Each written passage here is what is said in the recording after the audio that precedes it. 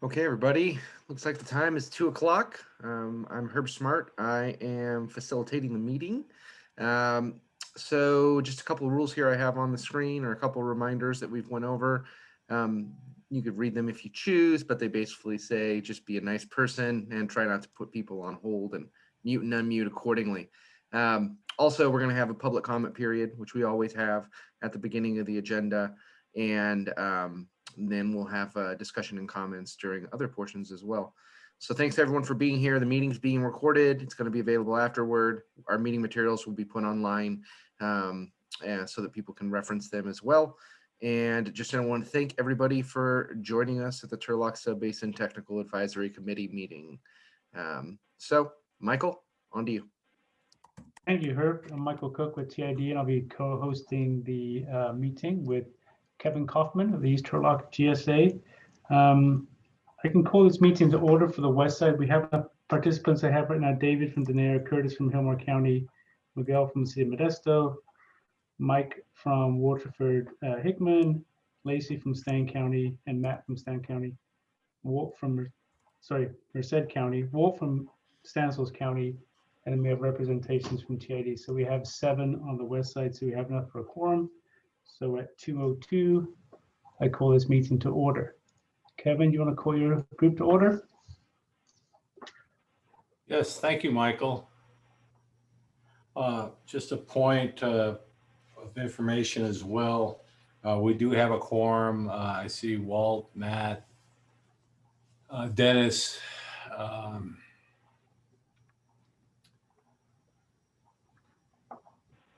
and myself. So we make a quorum, but in addition, in this morning's meeting with the board of directors of the East Turlock Sub-Basin GSA, they also appointed Matt Beeman as a member of our TAC, and Matt is on board as well.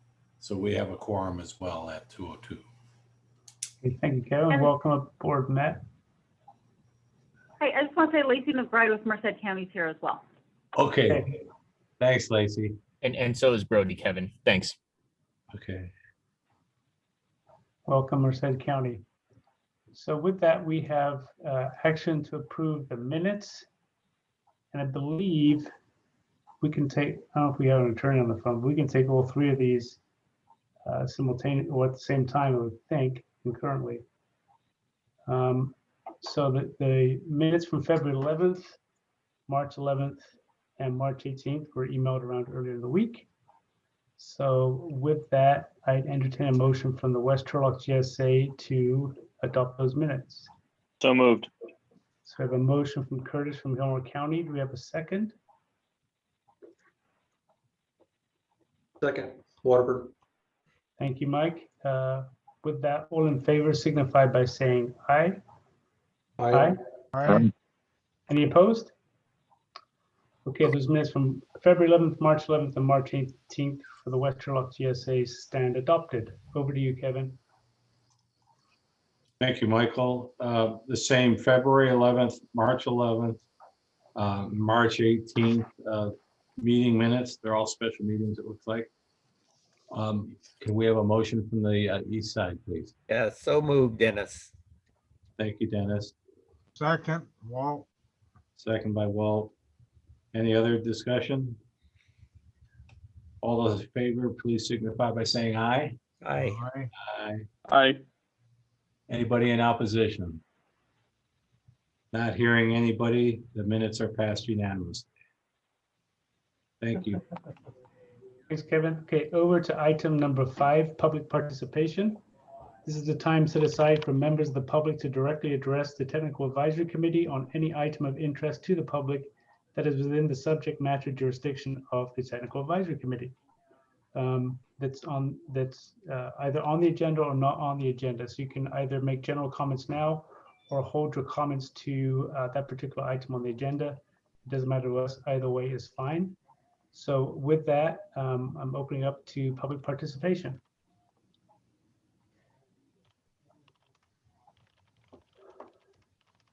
Anyone? Any hands raised, Herb?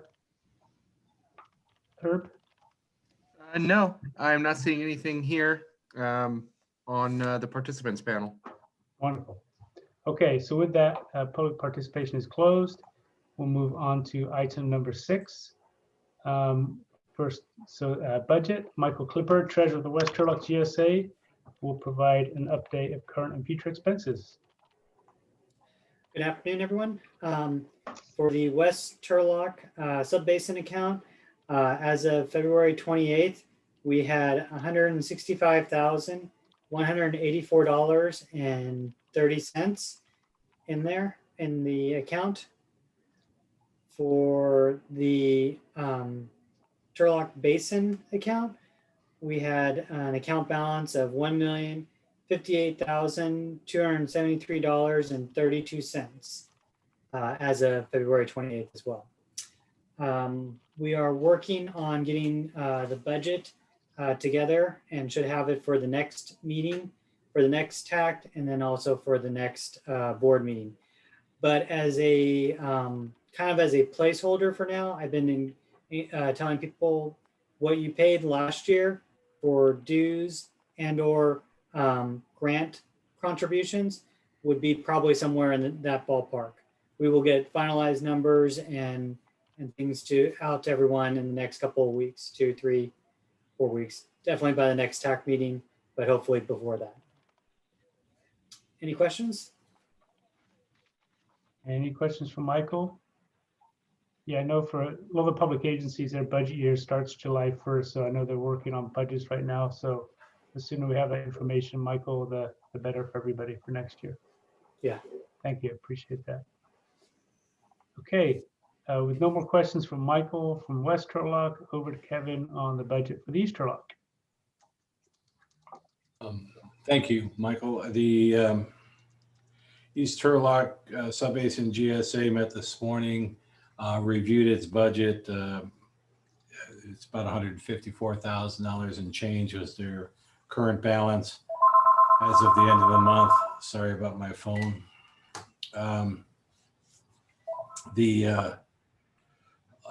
All expenses to date have been paid up. No concerns there.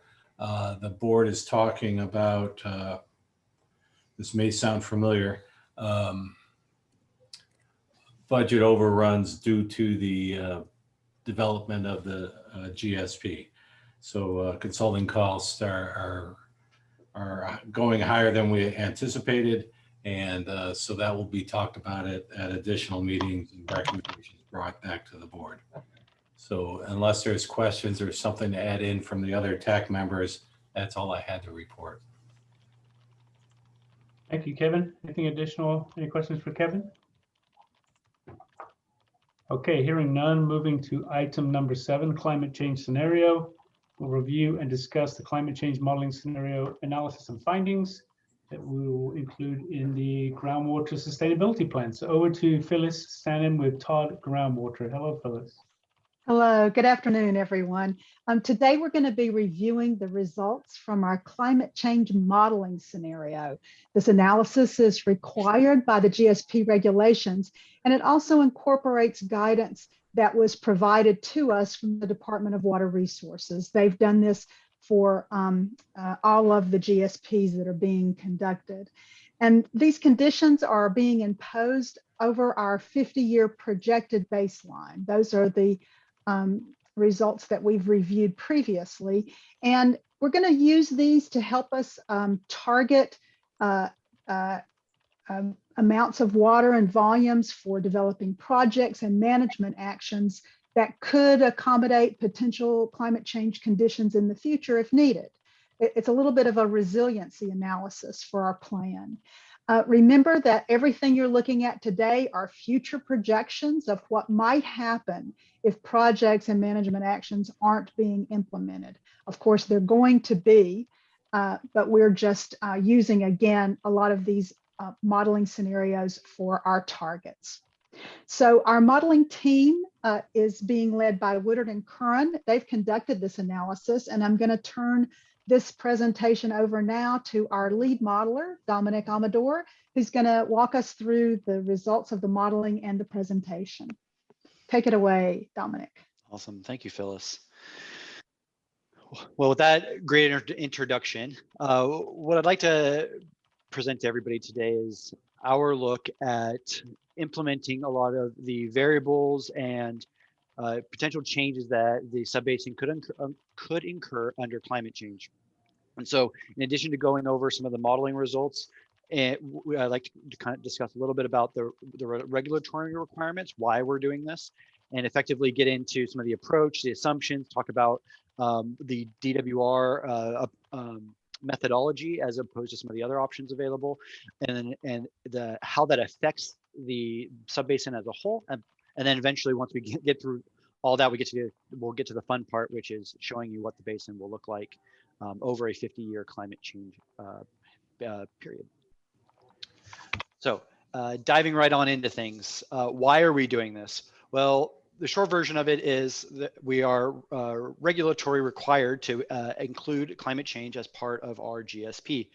And particularly here, the Sigma outlines kind of the methodology or the base approach in which we should be considering climate change when evaluating our basin under these types of conditions. And so particularly, as you can see here in some of these highlighted sections about halfway down, is we can see that very similarly to our projected conditions baseline, we are now going to kind of build on top of that. And so what that means is we're going to utilize this 50-year planning horizon. We're going to utilize the precipitation, ET, stream inflow, surface water availability, and a lot of other coefficients and operational components that are very similar to our projected conditions baseline. But basically, we're going to build on top of that effectively the what if climate change occurs and how climate change will affect this sub-basin particularly.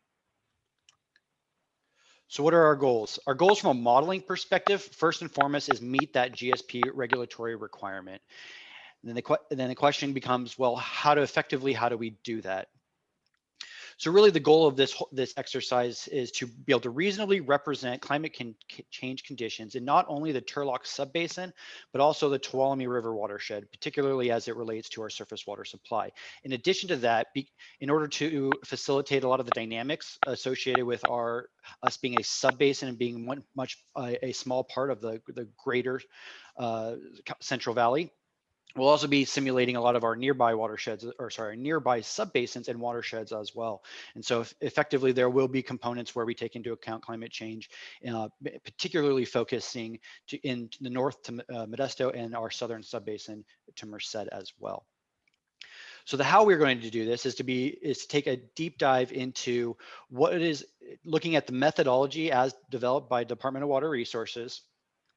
And we're going to be able to tweak some of the parameters associated with the DWR's big statewide look at climate change. We're going to tweak some of those parameters to be able to reflect some of the local operations and conditions that we have here. Basically, we're going to take what is a statewide look at climate change, and we're going to kind of downscale that into looking at the very specifics within our sub-basin.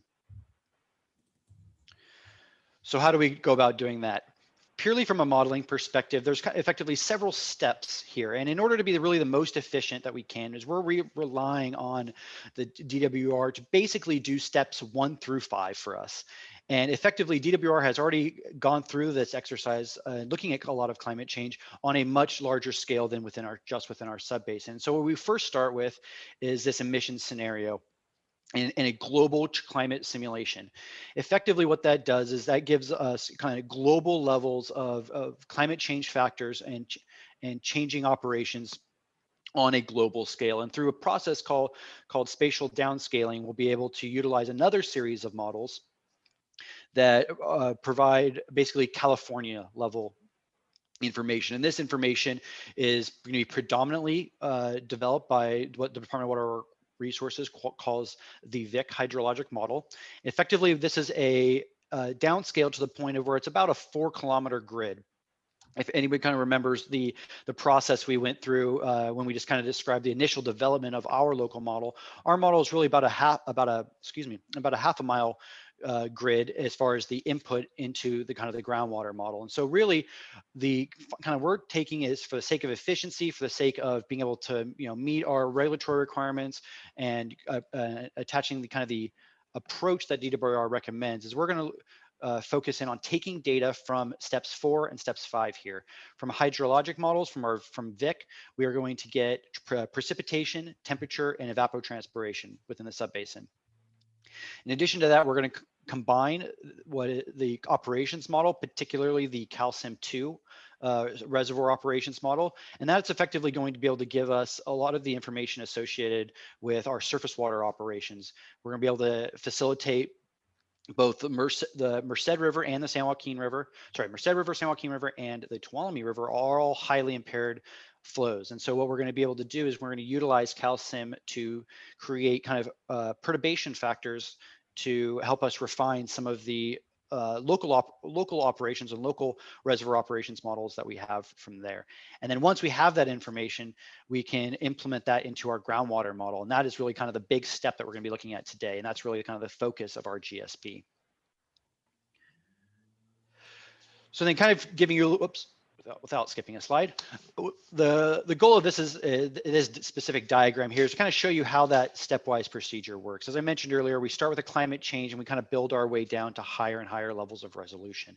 Now you can see here the first 3 rows are all developed by the Department of Water Resources, and that basically means what goes into our model is going to be precipitation data, temperature data, stream flow, runoff, ET, and it imports into the surface water imports into our system. And so effectively we're utilizing all this available data that has already been developed for us by the state, and we're going to implement that into this last row here, effectively what the GSAs are responsible for, and that is implementing this data into our groundwater system. And our groundwater modeling methodology known here as C2VSIM TM.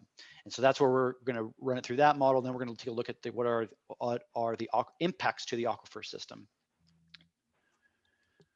So then diving right on into the data, the first thing I want to kind of draw your attention to here is this figure here on the left. And what you can see here is effectively the VIC grid for over here. As I mentioned earlier, this is a 4-kilometer grid within our zone, and here in our kind of bottom left-hand corner, we'll see the Turlock Sub-Basin. You can see kind of some of these are effectively change factors associated with what is going kind of effectively what is being modeled on the valley floor.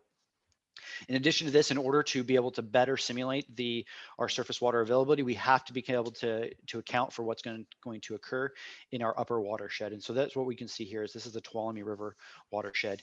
And effectively what we can do is we are able to perturbate or refine some of the historical precipitation data, the data that we're using in our baseline, and we can adjust those volumes to better reflect the conditions under climate change. And so this is really just to give you kind of perspective of kind of the spatial variability that we are looking at across the modeling atmosphere. But when it comes to looking at the volumes as a whole, what we can really see here is 2 things. One is that overall on a long-term scale, we're going to see more precipitation occurring under our climate change conditions than we do under our historical or our projected conditions baseline. And that's what you can kind of see here on this figure to the left. We can see that under climate change, we on an annual basis, very consistently over the whole period, not all years, but on average, most years, we will see more precipitation in general between, and this is particularly showing the valley floor. So this is what it was directly within our subbasin. Now, in addition to just having a little bit more water available, we are also going to see a shift in kind of the temporal distribution of this, particularly across a single year. And so what you can see here on this figure to the right is kind of a monthly distribution across what is known as the water year. This is between going from October through September. We can see here that particularly in the winter months, we're seeing wetter conditions. So effectively under climate change, what we can expect to see is heavier rainfall in the winter. But on the other hand, once we get into the spring and early summer, we start seeing effectively drier conditions. And so that's very consistent with most climate models as we see earlier, heavier rainfall events. And then that's particularly going to affect a lot of our surface water operations, particularly because not only are we receiving this water earlier in the year, but we are also going to be seeing additional snow melt due to increasing temperatures. And that snow melt will turn into runoff and affect our surface water systems and our dams and our operations there. So to give you a little bit of perspective on a kind of on a statistical basis, what we can see here on this figure to the left is that in general, as I mentioned earlier, that it's not always wetter or always drier. So we're looking, this is some of the monthly variation that we're seeing in the on effectively a comparative basis. And really what we can see is that in general, that you're going to see a lot more data points here in the kind of positive direction, meaning things are going to be wetter. And that's what I mentioned a moment ago. But there will still be some months and some years that are going to be a little drier than we have seen historically. But in general, if we want to take a look at our comparison between our minimum average and maximum values between our projected conditions and our 2070 climate conditions under 2070 climate change, is what we can see is that in general, it's particularly if we focus here on the average row, we can see that there's about a half an inch or so that we can expect on moving forward on a long-term basis. Oh, there we go. Okay, so in addition to looking at precipitation, we have coming down also. The water cycle dictates it must go back up. And so effectively, we're expecting with higher levels of solar radiation precipitation, we're expecting to see evapotranspiration go up as well when we under these conditions. And so effectively here, what we can see, particularly focused on the valley flow, is that we see a very consistent increase in evapotranspiration. And that increase is in general going to be about 7.5 to 8% of increased reference ET. And so obviously from a crops perspective, you're going to see a very similar percentage increase to go along with that, just simply due to temperature and the levels of solar radiation that we have within the sub-basin. And then in addition to that, as we look up into our upper watersheds, obviously with the level of changing in elevation, the topography, and a lot of the conditions that we see in the upper watershed, you're going to see that variability of evapotranspiration change as well. And so these are things that are all going to be considered as we can continue to do the modeling and be able to capture a lot of the, in this case, the consumptive use of water within the domain. So what does that mean in total when it comes to ETs? Well, really similarly to precipitation, what that means is that ET overall is going to go up. In that you can see here, this is a snippet from some of the later water budgets. We can see here is that in general, the annual ET within across the Turlock Sub-Basin, whether that's ag, urban, native, what that means is we can see about the 7% to 8% increase of evapotranspiration. You can see there is still going to be fluctuations on a year-to-year basis, depending on effectively on some of the historical trends that we've observed. But in general, we're going to see that increase. And similarly, also to the precipitation, the time of year that we are going to be seeing this evapotranspiration that change is going to occur more heavily in the summer months. Okay, so getting into the stream system. Now, effectively, right now we're taking a step away from the VIC modeling. That's been kind of everything that we've seen prior to this. And now we're going to get into really how are we handling the surface water system when it comes to stream inflow, when it comes to our surface water deliveries and water availability, particularly for the agricultural use within the sub-basin. So as I mentioned earlier, the surface water system being impaired flows, they're very heavily controlled by the reservoir operations within the sub-basins, is going to be that we're relying on a combination really of two things. It's the combination of CalSim, which is the statewide reservoir operations modeling, and we're going to combine that with some of the local reservoir operations models that we have available to us. And so particularly the goal between this is due to a lot of the uncertainties associated with climate change under conditions where a lot of our water comes earlier in the year and we have flood control releases that must occur. There's a lot of uncertainty associated with how our reservoirs are going to be simulated in the future. And so effectively what we're doing is we're taking a lot of the rule curves associated with some of these changes in surface water operations, and we're going to rely on the state's CalSim 2 that already has this information built into it, and we're going to be able to utilize some factors in order to effectively change or refine some of the locally simulated data that we have. And so effectively what we're doing is we're creating a change factor a refinement factor from calcium, and we're implementing into our local data. The local data, particularly that we have for Don Pedro Reservoir, TID operates what's known as the TRS model, and similarly we have another operations model called both that is a combination of Merced Sim and MIDH2O that it operates the Merced River as well. And so we're going to combine calcium. We're going to get effectively change factors from calcium for each of those major rivers, and we'll be incorporating that information into the surface water deliveries and the stream inflow into our model for these two rivers. Then when it comes to the San Joaquin River, we are going to because we don't have effectively a local operations model to rely upon, we're going to use effectively calcium 2's output directly in that case. And so what we actually have here, particularly given that the San Joaquin River has not only is a lot of inflows, but there's a lot of diversions off the San Joaquin River as well. And so what we do is we actually restarted the river down here at this point, just upstream of the Merced River, and that information is going to be solely dependent on calcium 2's climate change modeling. So that's what we can see here is that the stream inflow for each of these major rivers have been refined, have been incorporated effectively kind of surrounding our sub-basin, and we're refined that those river flows to meet climate change conditions. In addition to that, our surface water deliveries are also refined in a very similar manner, and those surface water deliveries, whether they're from Turlock, Merced, Modesto, Oakdale, or even some of the riparian diverters off of each of our local rivers, have all been refined to account for climate change rules and some of the modeling assumptions associated with that. Oops.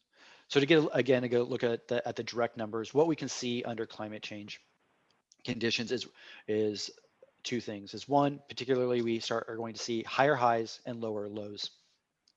And so in case anybody knows, what we have here on the left-hand side is the Tuolumne River, and on the right-hand side of this chart is the Merced River. So independent of which of those two major rivers, what we are forecasting on a long-term basis is just what I had mentioned, is that in general, we know that due to increased snowmelt earlier in the year, due to increased high precipitation events, that what we're going to see is in the wettest of years that those releases will have to be accounting for that. But in addition to that, even in our drier years, due to a lot of the rule curves associated with reservoir operations, effectively facilitate that because water is released and goes into the reservoirs so early in the year that we have to release that volume of water as well. And so because of that, we're going to see lower lows when it comes to some of the drier periods within the simulation. Okay, so what does that mean for our surface water deliveries? In general, because of how the operations are working and because of the precipitation events, effectively what that means is that in general, that we will either see very similar, or in periodic years, we're going to see less surface water available to our growers. And so what you can see here on the, again, left-hand side is going to be the total surface water deliveries entering the Turlock Sub-Basin. So this is going to include Turlock Irrigation District, Merced Irrigation District, and some riparian diverters off of the three rivers that go through the Sub-Basin.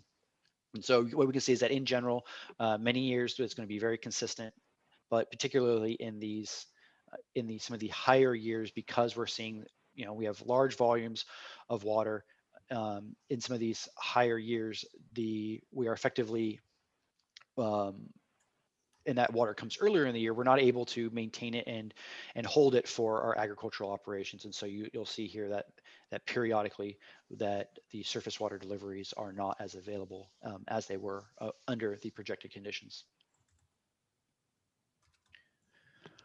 So everything I've said so far has been what is going into our model, and our model meaning the groundwater model.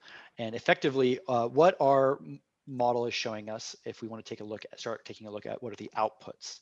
And effectively, if we want to take a look at the water use budget, and that we've gone over a few times before, is what we can see here in general is that the green bar on the lower half of this is effectively what is our demand. And our demand is increased by about 8%. And this really incorporates two things. It's the evapotranspiration, that's about 7.5% to 8%, but there's also our application efficiency.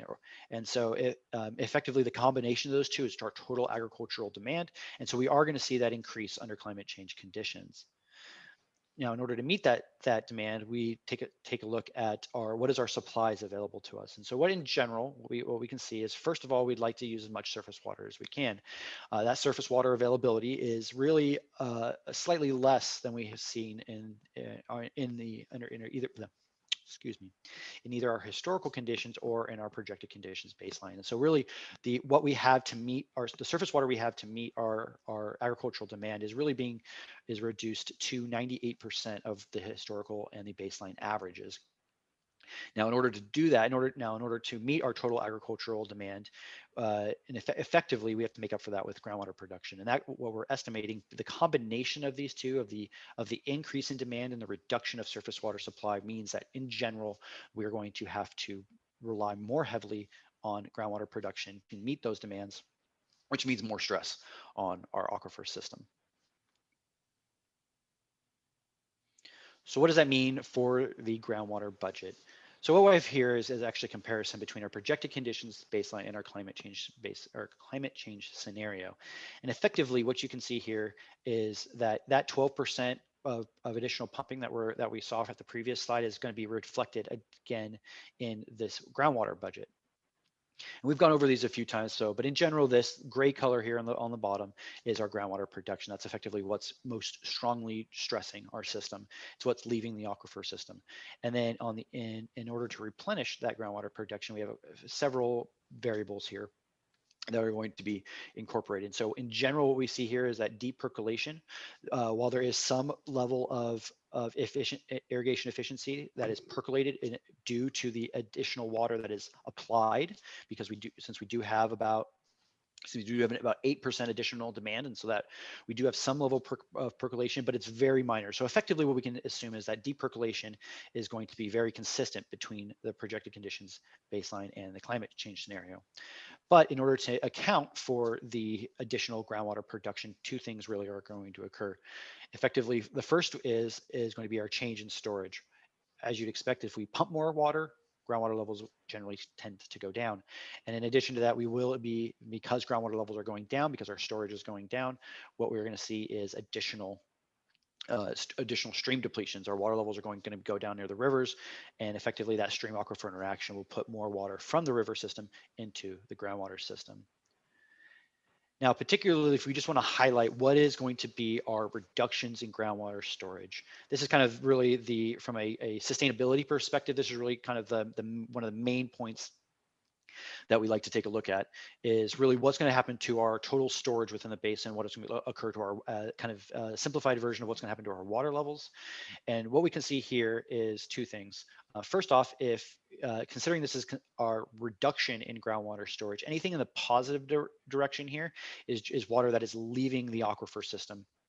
And so effectively, you must kind of have to think about this a little bit inversely, in that positive values means decline in storage levels. So positive values are declining groundwater levels. But in general, what we can see is that overall, that additional 12% of groundwater production is going to continue to stress our system. And not every year, but we will see overall we'll have a long-term decline in groundwater storage due to climate change. And so particularly, as I mentioned earlier, with a lot of our precipitation events, with our stream flows, we will have higher highs and lower lows. And so we will have some additional volumes in periodic recharge years. We will be able to recharge the groundwater a little bit more, but overall, similar to the kind of the statistical look at precipitation that we looked at earlier, overall, what we're going to see is additional water leaving our groundwater system. And so we're going to be effectively, under climate change, we are going to be losing more water than our projected conditions.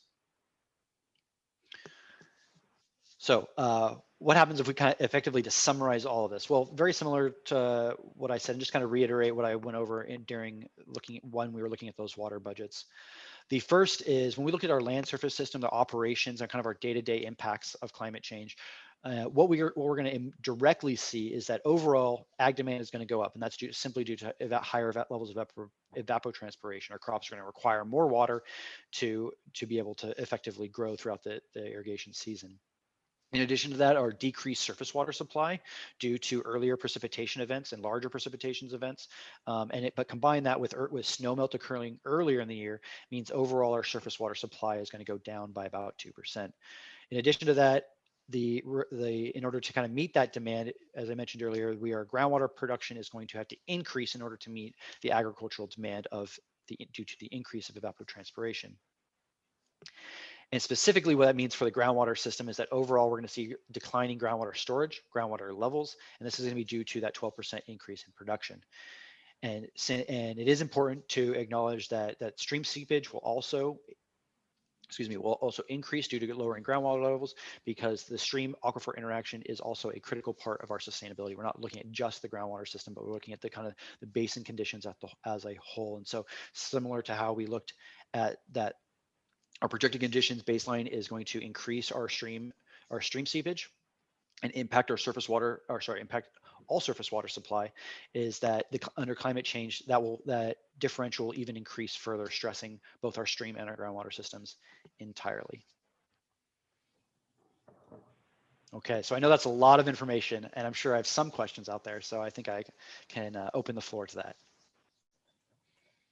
You have questions for Dominic? Thank you for your presentation, Dominic. Dominic, I could start out if nobody else. Kevin. Is that all right? This is Kevin. The last point you made there about the additional seepage in the streams, what led you to make that comment? So overall, when we look at our groundwater budget, if I can actually go up a couple slides. Okay. Here we go. So what we can see here when looking at our groundwater budget over kind of the full 50-year period, and effectively, if you take a look at some of these blue, little blue parts of the bar chart, effectively that's our stream aquifer interaction. And really effectively what we're seeing is that the increased pumping lowers our groundwater levels, and our lowering of groundwater levels is moving a lot of the interaction points of under climate change. We're effectively moving them further and further downstream. And so what we're seeing here is that the declining groundwater levels are inducing additional stream seepage due to the kind of the hydraulic dynamics associated with the fact that groundwater levels are going to be significantly under some of the stream stage, inducing kind of effectively additional groundwater, or sorry, inducing additional stream seepage into the groundwater. Yeah, I was looking at more of a physics type of answer, as far as somehow it's changing the permeability of the soil or something like that. But you're just saying it has to come from someplace. So you're saying it's coming from it's being sucked into the ground by the overdrafted basin. Effectively, yeah. We're not necessarily, there's no change in permeability associated with kind of the stream bed, if that's kind of what you're referring to. It's in general, it's the fact that as water levels decline, anytime water flows downhill effectively, and so anytime there's water levels our groundwater levels are declining, we are getting water that is being held in our stream bed to water's moving from the stream bed into the aquifer system, and really if you can effectively consider a point along a river channel, in some areas we have relatively high water tables, and that water level is either consistent or higher, and we actually may see water moving in some areas of the sub-basin. We see water moving from the aquifer system into the streams, and effectively as we continue to lower groundwater, that inflection point is occurring and effectively further and further, which is particularly is going to be further and further westward. And so unfortunately I don't have a great map or figure to really show this, and I'm happy to provide that. But if you remember when we looked at the historical versus the baseline conditions, effectively the point of where the water is moving either from the stream system to the aquifer or vice versa, that inflection point was moving further and further downstream. And so effectively under climate change, since water levels will continue to drop, that gradient due to our groundwater levels will continue to move to a point in which we're inducing additional stream seepage. Yeah, I guess my point is it seems more like an assumption rather than something found in, that the model is telling you.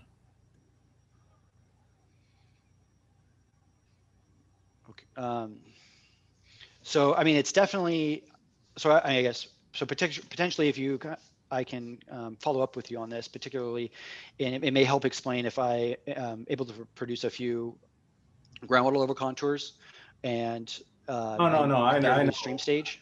Would I've that- seen all that and I could recall all that. I'm just saying that you really don't know if it's coming from, if it's going to increase the connection between the streams and the groundwater basin. I mean, there's nothing scientific that shows you that. It's just an assumption that it's got to come from somewhere.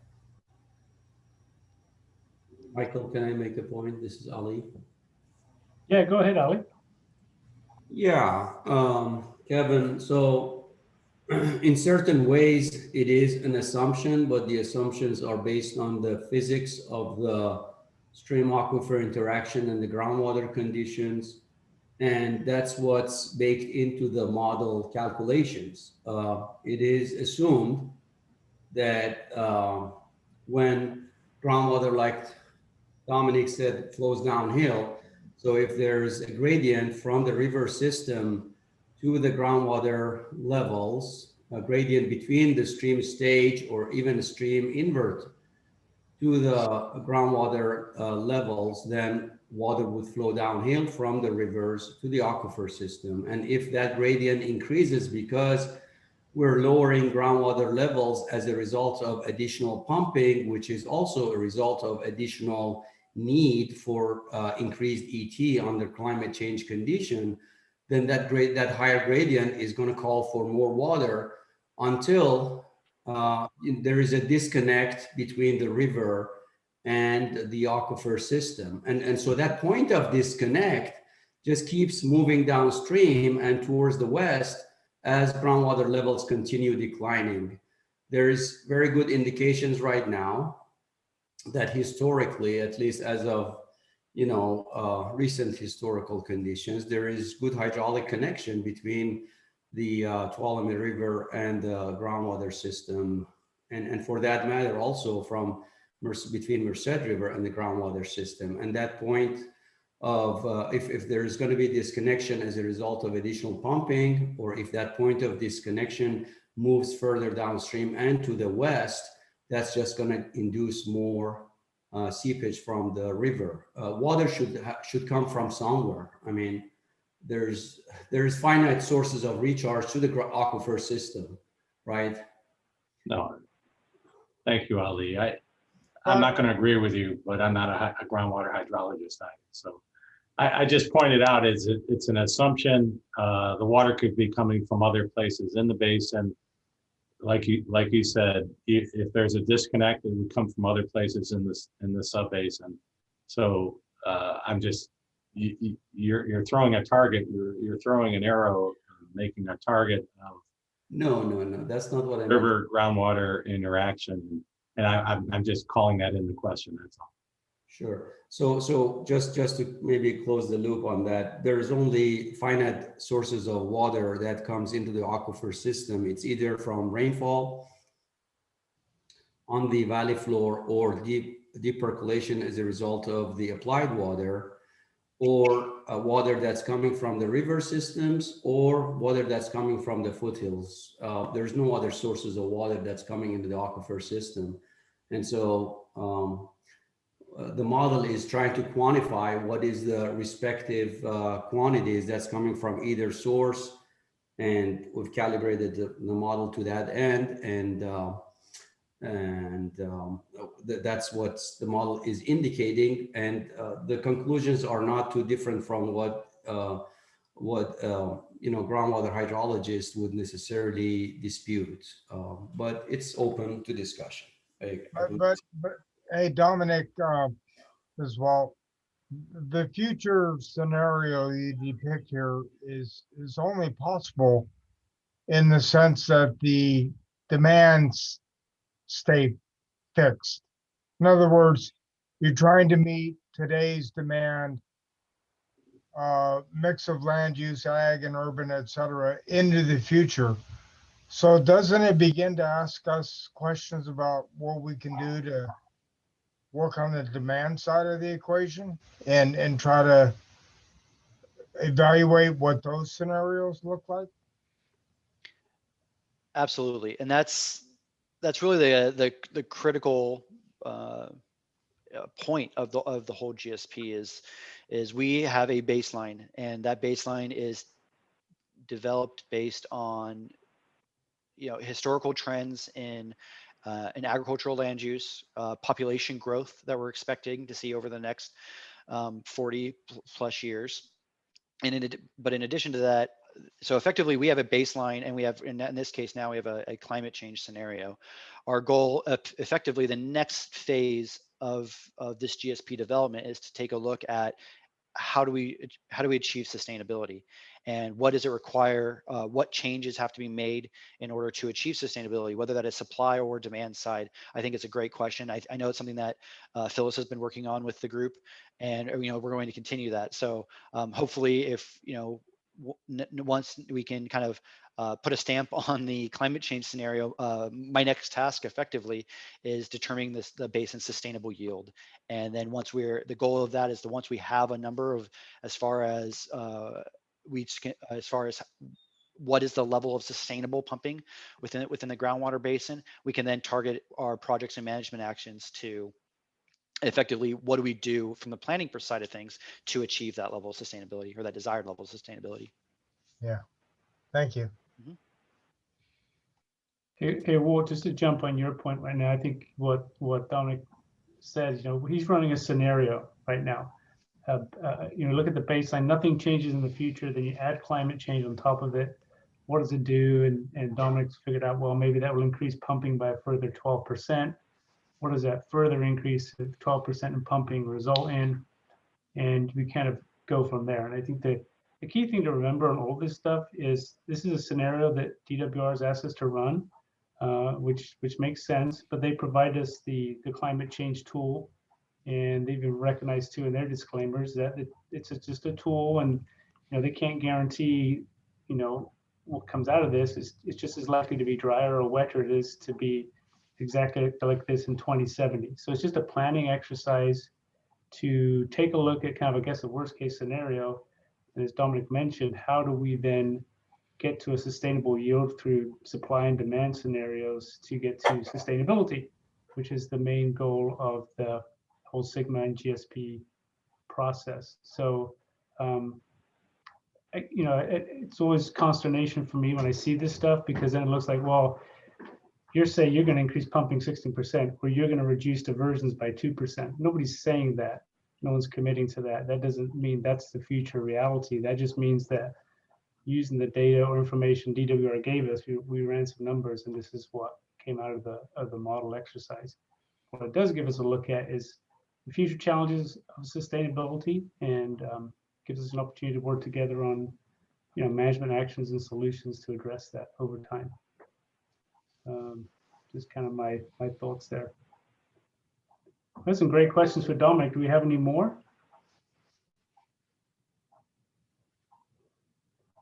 Okay, with that, as Dominic mentioned, this is a critical part of the process, that if we can get a kind of agreement that we're generally okay with this scenario, Dominic then can move on to the next step, which is to develop a sustainable yield for the basin.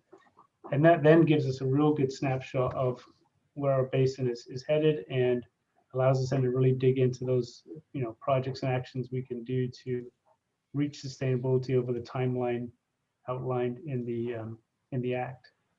So this is an action item. And Michael, yeah. If I could just go back to the point I was trying to make there, as long as we don't include that in a narrative about the interaction between the rivers and the groundwater basin being at risk, I don't have any problem with anything Dominic presented, but I think making that big assumption, and I think it is a big one, is a mistake. So if you want more evidence, I can provide it from a non-expert point of view. No, I understand, but I think Dominic Ali's point is well taken. We're going to say we increase pumping. I think it's 12%, Dominic. I can't remember what you said. So the water comes out of storage in the Turlock Sub-Basin, it comes from the rivers, or it comes from the Merced Sub-Basin or Modesto Sub-Basin. There's only so many places that additional 12% of supply can come from. That's right. And I think they're showing that as the contours will change with increased pumping, which we know will lower groundwater levels, there could be impacts to surface water flow. I just don't know how that's controversial based on the model they have that, again, is the one that pretty much everybody in the state is using. I can explain. I mean, recall that we had a special ad hoc committee meeting with Merced Irrigation District, and Hisham explained to us that, yeah, when they're in dry years and there's not enough water in the river, his riparian users pump a lot of water along the river. Therefore, it looks like we're disconnecting on the Merced River. So I just don't want those type of things being misinterpreted as the Sub-Basin taking more water from the river. And I think they could easily be, that could easily be done and a conclusion reached to that effect. And I think what Dominic said, it could disconnect further west, as you move downstream, there could be more interaction. This is Val. I have a question real quick about, I don't think we can get away from the back and forth on the stream interaction. I think we're probably going to have more of this conversation in that component, but I'm wondering, do we have to take that extra step on the climate change part of it? Can we run the model and say it looks, bleaker in the climate change part, and kind of give, I think, the very important caveats that Michael Cook gave, which is these are global models that we don't necessarily we're not buying off on these. We don't think they're right or wrong. We're just using them because we're required to. Do we have to go down to the stream level interaction on this piece of the GSP? Because I think we're going to have the talk we're all having on the interconnected streams, and I don't think we'll get away from that. And I think we're probably going to have to, get down to brass tacks. But do we have to have it here? I guess maybe that's my question. I don't know what people think about that. We can't avoid it altogether, but I'm not sure that the climate change part, we need to go that far. Yeah, so I asked Dominic and Ali, how does it affect their analysis of sustainable yield if there's a concern about the volume of stream water interaction? So I'll put my 2 cents in here, Valerie. Good point. I think, like I said, I mean, there's finite number of sources that water, comes into the aquifer system. When we draw the groundwater system down as a result of increased pumping, we're going to be inducing water from both the river systems as well as the neighboring basins. No doubt about it. I mean, I just can't see any hydrologists being able to dispute that. That's just physics of the matter, right? Do we need to address that as part of this particular action item? Probably not, because that's a global GSP regulatory issue that has to be addressed anyways as part of one of the undesirable results. And if any actions that the GSAs take that does cause undesirable results on any one of those 6 items, 6 undesirable results, it's causing lack of sustainability, so to speak. So you could probably punt it to that conversation. I would not have an issue with that, Michael, if that's what you're asking us. Well, Ali, on that score, I wonder, what is it at a minimum that we have to meet on this topic to be in compliance with the Sigma regs? I mean, I would think the Sigma regs don't take us very far down the path of climate change other than presenting some future look. Phyllis, can you help us out on that? Yes, I can. Thank you for asking. So one of the things that we will be needing to do in this GSP is to present the results of the model's water budget. It's our best scientific available tool. It has incorporated everything that we know to incorporate. And at this point, the water budget will have to be addressed and presented in the GSP. I don't know how to parse it any differently than that. The water budget will need to be presented. With respect to how we handle the climate change analysis, I have seen a lot of the plans say that they would build information and projects and management actions into the plan for future implementation as needed. So, you know, one of the things our plan will do is have a little bit of a resiliency factor, in that it will look to our current situation with respect to our historical water budget and our projected baseline. And it will use that information to put together our sustainability plan that is bolstered by and backed up by the volumes that we come up with for projects and management actions. And so that has to happen. That's going to be our plan. But then we can incorporate, 2070 is a long way away. We don't really know what's going to happen between now and 2070. And the department recognizes that these are planning scenarios. So we will want to incorporate additional actions for the future, for implementation in the future, should we get into a place where our plan isn't doing the job, isn't getting us to sustainability. So that's the brief answer of what's going to be required in the GSP. We absolutely will be presenting a water budget result from the water budget analysis for the climate change. But it's got to be caveated with all this uncertainty. I mean, sure. Right? I mean, it's 50 years away. Sure, absolutely. The 2070 climate change, again, is something that is only for a planning scenario. Yeah, and I mean, I hate to be on a total climate change kick here, but that slide that Dominic showed about the global part of this, I mean, for a non-technical person, we've really taken like a gigantic, almost like literally global view. And I'm not confident in enough how people have, I don't even know the right word, calibrated, distilled, how the DWR has gotten that global model down to a watershed level.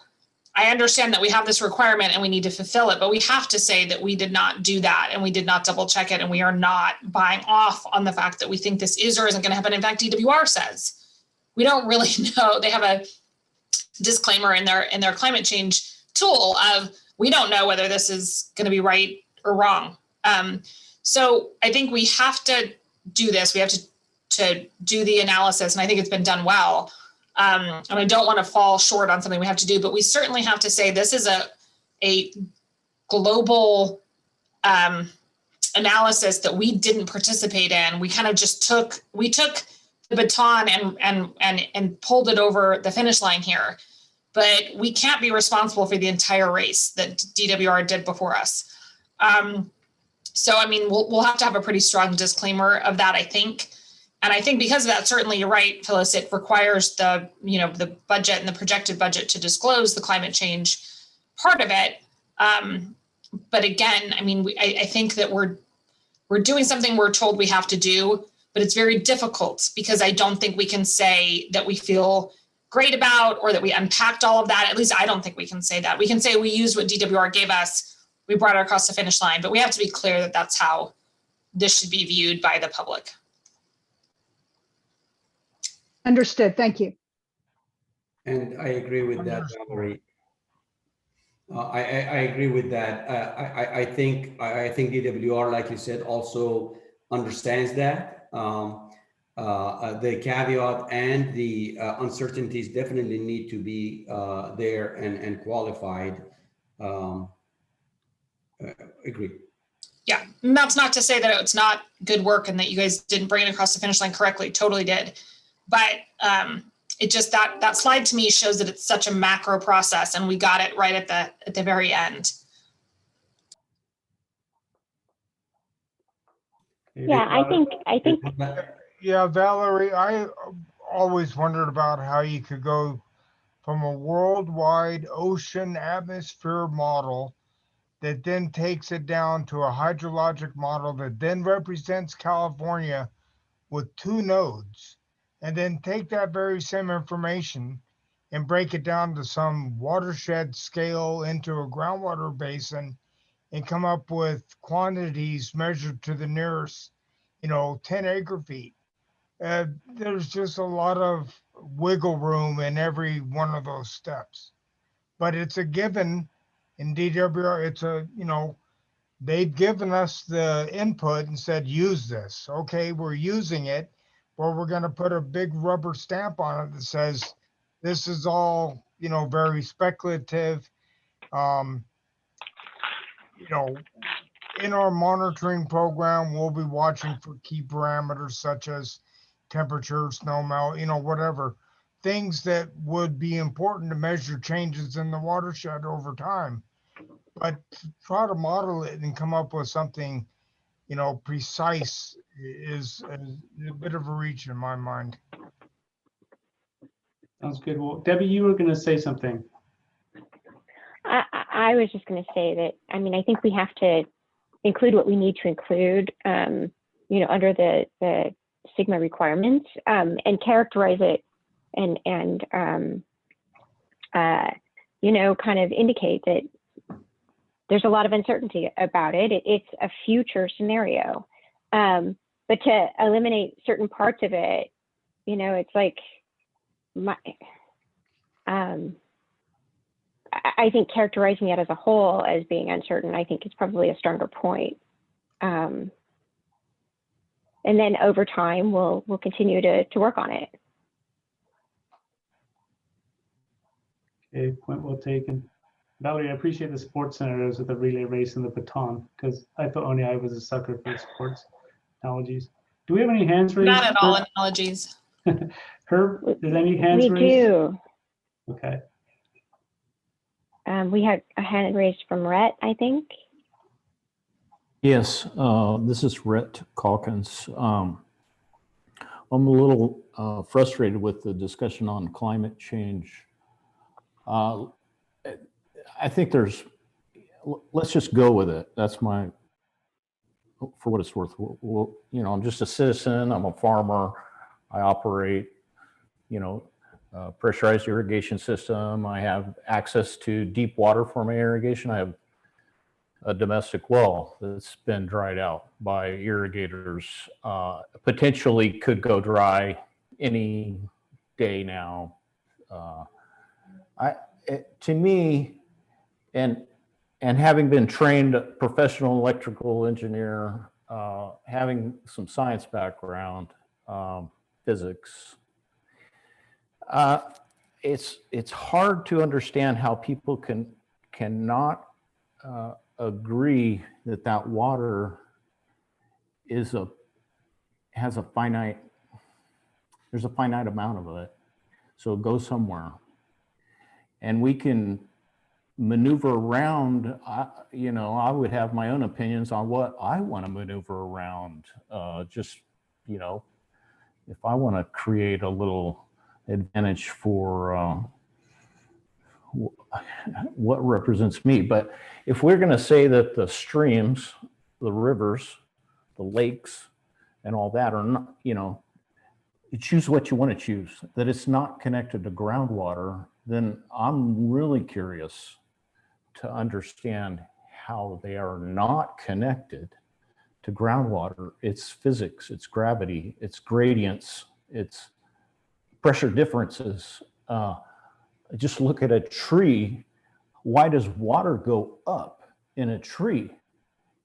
It doesn't make sense. Well, it's physics. It can be explained. So we know a lot. We don't know everything. And I think that's what we're arguing about as well. Man, a lot of this stuff is really complicated and it's science, and the scientists are telling us stuff. Well, let's listen. But we got a long ways to go. So I don't think we should be arguing about specific things that science is telling us right now. You guys you guys don't have much time to get this together. I think things are probably connected, but let's see. I mean, we can come back 20 years from now and say, oh, that climate change was all screwed up. New science showing us what's going on. I think we got to go with what we have now. That's what we always do. I think we have gone through history thinking we know stuff, and we go with it, and then we learn along the way. I'm just frustrated with this because there's bigger fish to fry. You guys got a deadline. We got to move. We got to get past this. That's all I have. Thanks. Thank you, Rhett. Your point's well taken. Any other comments? Any other questions? Kevin will add, thank you, Rhett. Excellent point. I don't think anybody disagrees with you.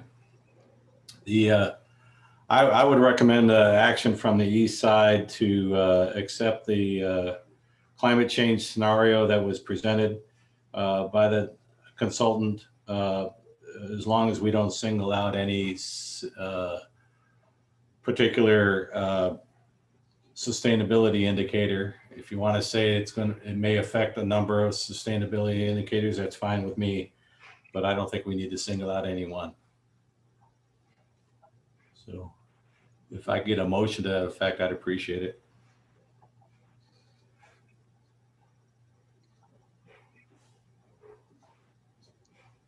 So just to clarify, I'm the consultant having to write this, so I'm already kind of trying to figure out exactly what that means. So, we'll be presenting the water budget, and what the water budget will do is to say the changes between projected and the climate change, and it will talk about the increase in pumping, the decrease in ET, the increase in stream seepage, the decrease in percolation. That's the water budget. And so that water budget will need to be presented, and we'll want to talk about the water budget. Does that make sense? Yeah, no problem. Okay. This is Karen. I would like to ask something. Would it be appropriate for the consultants to write this as they would, and then we can go through our regular comment period and ask for things to be redacted at that point so that we can just see what they have to say? Yeah, I think that's Phyllis's point that, given the direction today to run this model, they'll run the model and bring it back to the group and review it at that time and see what's going on and how it affects the various sustainability indicators. So I don't think we're trying to take things in, put things in or out right now. We're going to run it as it is, but recognize what comes out the other end will need further discussion and analysis. Okay, very good. Thank you.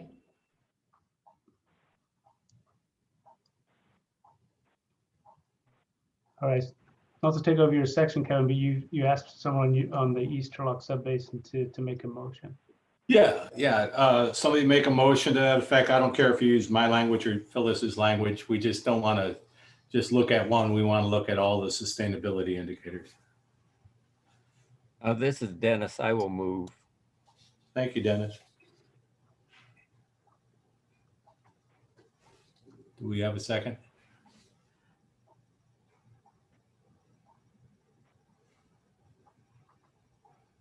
What I'm reading here under item 7, in action, recommend climate change modeling analysis be included in the draft GSP.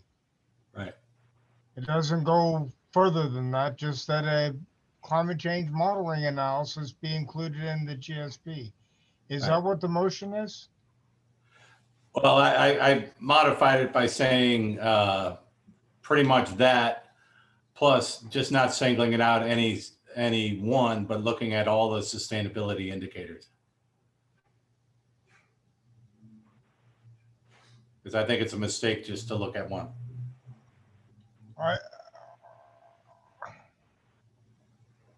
I'm not sure of the connection between the two. I mean, Phyllis just said that the climate change modeling analysis in the GSP would only speak about a change in the water budget. Sustainable management criteria isn't connected to the climate change. So I'm not quite sure I understand the motion. This is Valerie, and I'm, Help me, Valerie. yeah, I'm hesitant to step in since this is an East motion, but I think maybe we can clarify it, and maybe the end of the presentation, maybe even what I said kind of muddied the waters, but I think, so the climate change scenario obviously is what Dominic discussed we have to run. I think the concept is we want to keep that, and the requirement in Sigma is to keep that in the water budget component. We don't necessarily want that to get out and seep into our SMC of any specific sustainability indicator. I'm not saying that it won't and that we don't have to think about future, but I think that it should stay in kind of housed in the water budget portion because that's the requirement.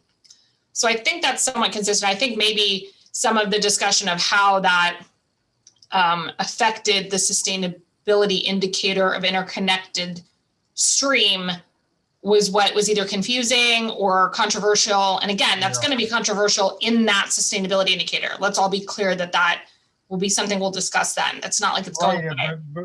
Right. And that whole question seems to be conflated now with this climate change scenario. Right. And I don't see the two necessarily crossing paths. Right. I think that's the point. So I think we want to maybe put the climate change scenario that we run back into the water budget box, which I think might be consistent with what Kevin's saying and also consistent with the action. Maybe I'm being too optimistic, but I think it is. Okay. And maybe I went too far. So Dennis, would you mind changing your motion to say what it says in the agenda? And after the word sustainability plan, using Valerie's language, which I think is very good, and housed in the water budget? Yes. Okay, thank you. Can I have a second for that motion? I second that. Thank you, Walt. And thanks for helping us through that, Valerie. Any further discussion? All those in favor, please signify by saying aye from the east side. Aye. Aye. Is anybody opposed to that? Hearing none, passes unanimously. Thank you, Michael. Thank you, Kevin. That was good. So for the West Turlock, we have the action as written on the agenda. I've said, not like I see it differently, but the water budget is part of the GSP. So to me, it's almost redundant saying it's part of the budget. But if anybody in our group wants to add the kind of wording after sustainability plan that it's part of the water budget, is totally fine with me. I guess it clarifies for certain people. But I don't know how critical that is, but to get us to move forward, I think that's more important to move forward at this point so we can work on the sustainable yield and other things to keep our GSP moving along. So with that, we'll open it up to anybody who'd like to make a motion.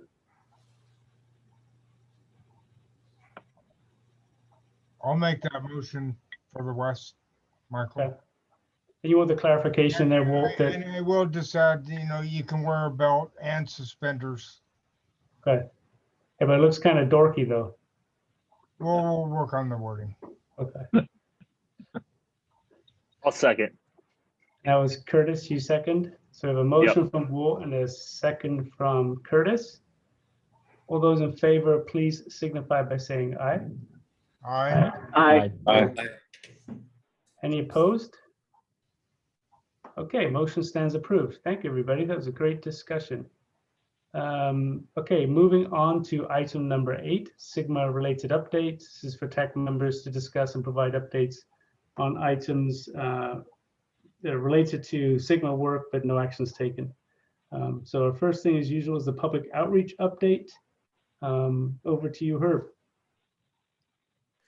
Yes, so I have 3 items. The first of which, I'm going to pull up my screen here real quick. Let's see here. The first is tomorrow. Yeah, I pulled up our flyer that you've seen. I think I mentioned it last week at the meeting, the special meeting, and then also it was during the pre-slides before this meeting began. So we have our groundwater lunch hour tomorrow from 12:30 to 1:30. Information's available on our website. The link is open. There's no registration. People can click there in the flyer to join. It'll be Michael Cook and myself, and anyone else on this call who wants to join as a an expert or interested party, along with any members of the public or any other stakeholders who come to attend. So it's open-ended as far as the format. We'll take questions, have some answers, and I have some kind of pre-planned items if conversation's kind of light that Michael or myself or others can go through. So just mentioning that one more time. And the second thing is that, and some of you may have seen this as well, we've been talking a while back about EDF and RCAC and the Sub-Basin are working together on a Groundwater Leadership Institute, and it's a water leadership institute is what it is, and it's a 15-course series that's free. And so what ended up happening is they ended up developing a flyer that we sent out to our interested parties list, and now they're looking to recruit people to attend this. Think of it as a 15-week, 15-week institute or cohort or class. Sometimes it's been called. And so I have what I probably should do right now, because everyone's also on this.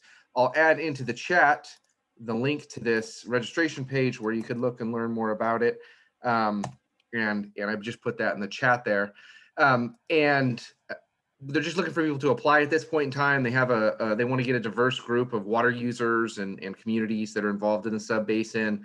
They're hoping to have about 20 people or so, and it's going to be a virtual institute. And so if you go to that site, you can scroll down. It has more information. There's also an informational orientation session next week on March 31st. And so people can join that and ask questions as well. And there's a flyer. There's a flyer that's out there too. So that's available. They're looking for, they've even asked, they said one area they're looking for disadvantaged communities, small farmers, and then domestic well owners and people who are part of smaller water systems. So if you know anybody who wants to kind of go through 15 weeks, starting on April 21st, I'm scrolling to the meeting dates now. It's in the evenings, starting April 21st, and basically weekly up until they end around midsummer. So just wanted to put that out there. If you have any questions, this site right here has contact information. So that is that item. And then the last item, as I stop sharing now, is the Facilitation Support Services funding that was authorized at the last meeting, I want to say, by the TAC. We're going to be, the ad hoc communications work group or committee is working on that. And we talked about it last week as far as getting that moved along by following the command or the action that the TAC took. And so we did that. And then Debbie and I also had a follow-up call with DWR and talked with them a little bit about what the process is like, and talked about a few of the things that we were kind of, that were on our wish list. And so we did that, and DWR gave us some help, and they basically helped us to give some information so we could develop a scope of work that we could submit along with our application. And so they helped us craft, I have some handwritten notes that I'm going to take and I'm going to develop into a scope of work, and we'll submit those simultaneously. Probably, I would assume, with DWR's feedback, I would hope within the next week or two, which puts us in line towards getting some of the things that we talked about in terms of funding for facilitation for meetings and other things by, I would say, within May, June timeframe, after all the paperwork gets laid out and we get to work with the contractor that DWR works with. And so that's an update on the Facilitation Support Services application. And those are the three items I have. If there's any questions, happy to take them. But other than that, I will pass on to the next person. I think that the Leadership Institute that's being offered is just a fantastic opportunity for people. If you reached out directly to Delhi, Omar, Keys, and there, some of the smaller water agencies in our region to see if they're your members or staff or customers are interested? I know there's been a push from, we haven't directly, we being the Turlock Sub-Basin hasn't directly been doing a lot of the outreach. There's some things we've been kind of coordinating with. We sent out the email that went out with announcing the Institute. And I know that the people from, the representatives from EDF and RCAC have been working with us to kind of pull in people from the area. But the hope is that if any, especially for like this call, if anyone's interested, you know, they're even happy to take in board members and council members from smaller cities, smaller municipalities, smaller water districts. And so if there's any board members that are interested, that's definitely the option too. So I would hope that at least now, since we have everybody on this call, you know, if there's anybody that's interested, or you think your boards might be interested, or people that are frequenting your meetings, you know, that you would be able to pass that along. But there's been a lot of soft calls too done. EDFs and others have made some calls to people and kind of soft asks. And it was one of those things early on where they, you know, we wanted to cast a broad net, but then they're like, well, we've got to be careful because if we cast too broad of a net, you know, it'll be something where there's a lot of people getting turned down. And so then we just decided, I think last week, kind of make more of a wider approach. And so we started sending everything out to the group that gets the emails for this, these calls and these meetings. And so, but they're handling a lot of that up, and I'm just kind of having a supporting role in it. We, I guess, as a Sub-Basin, are having a supporting role. So, but yeah, Delhi, I think Hickman even came up the other day, as there's been some people that have been saying that they might be having some concerns with drought coming up and wells, even though they're close to the river. So that is definitely an option. Yeah, the smaller unincorporated communities have their municipal advisory commissions. I think they're their max, and it's a lot of small water districts. So I think it's a great program, great opportunity to get that out there. I think that's good for the region. Now, does it have to be in the Turlock Sub-Basin? Yeah, it's specific to the Sub-Basin. And so it would basically be within, you know, the river borders. Okay. The three rivers. Okay, so people from Crow's Landing, wait for your own one or whatever. Yeah. And a perfect example, there was one of the representatives said that there was she had come into a contact with a lady from Grayson, you know, which is just on the other side of the San Joaquin, right? And so it's like, well, her interest in her advocacy, you know, is great, and it's good that she has that passion. But it just wouldn't fit the criteria. And the criteria is also listed, or some criteria is listed on that site that I put in the chat too. So that's there as well. But it's pretty, if you live in the Sub-Basin and you're interested in water issues and leadership, and like, you don't have to know everything, but you're willing to learn. Obviously there's going to be, during these cohorts, there'll be, you know, tons of information presented.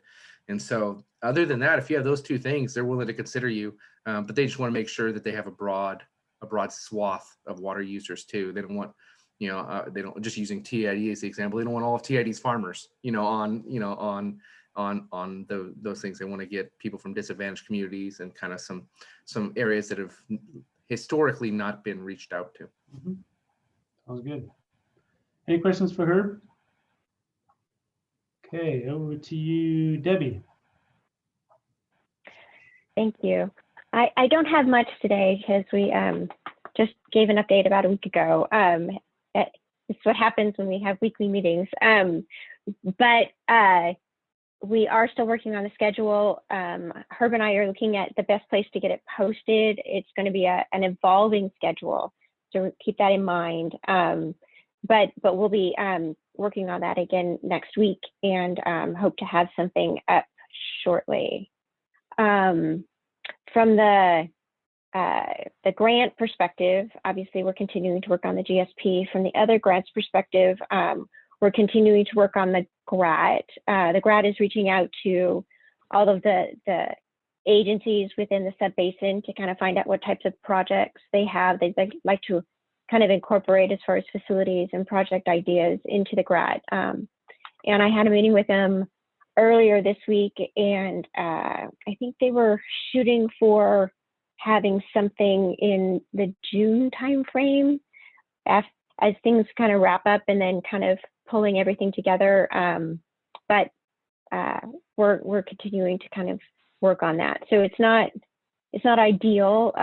You know, it would have been great if we could have gotten it kind of pulled together a little sooner, but I think it's going to be really helpful either to kind of vet some ideas at the GSP level or as we move forward, because this is just the start. And so I have to keep reminding myself of that. So, so that's a bit of an update on the GRAT. And then finally, the monitoring wells. As I understand it, the East Turlock folks have gotten much of the approvals that they're looking for the monitoring wells that will be installed on the eastern side or close.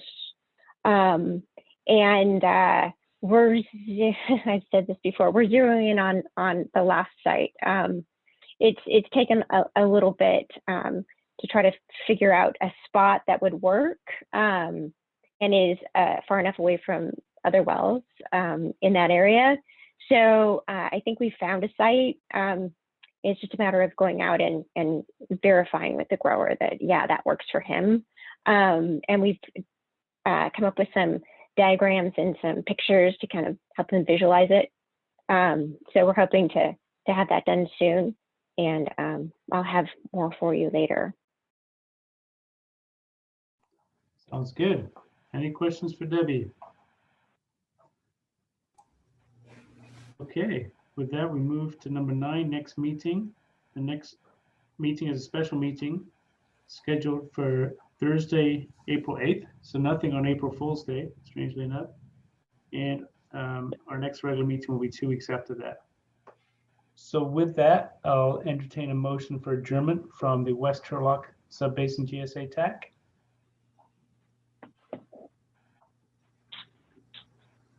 I will Make a motion, Michael. Okay, so Leandro made a motion, seconded by Miguel. Second. Thank you. All Yeah. those in favor signify by saying aye. Aye. Aye. Okay, West Turlock TAC, we are adjourned at 3:26. Thank you. Kevin? Thank you, Michael. You know, I noted at the beginning of the meeting that Matt Beeman is now a member of the East Turlock Sub-Basin GSA TAC. At the same time, the board took another motion this morning, removing John Lambie of ePure from the East Turlock Sub-Basin GSA TAC. So just FYI, John's no longer on the TAC. The reason we removed him was because of the quorum problem we were having. Mm-hmm. So that's why that was done. So I'll entertain a motion from somebody on the east side to I'll move, Dennis. to adjourn this meeting. Perfect, Dennis. Thank you. We're adjourned at 3:27 p.m. All right. Thanks, everybody. Take care. Thank you all.